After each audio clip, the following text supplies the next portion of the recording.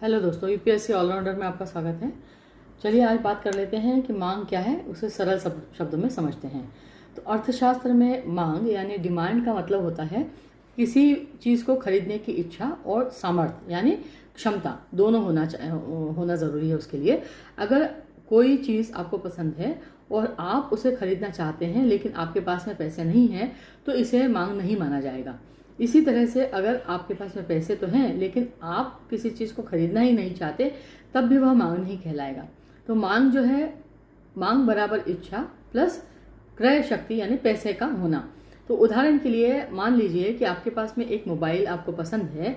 अगर आप उसे खरीदने की इच्छा रखते हैं और आपके पास उतने पैसे भी हैं तो ये आपकी मांग मानी जाएगी।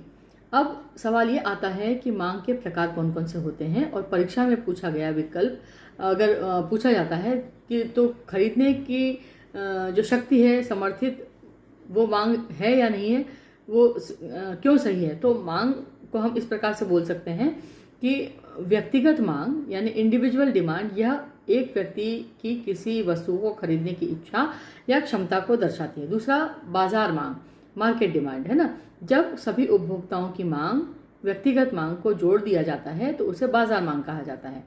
फिर कुल मांग यानी एग्रीगेट मांग या डिमांड किसे कहा जाता है, यह पूरे देश की अर्थव्यवस्था या सभी वस्तुओं और सेवाओं की कुल मांग होती है।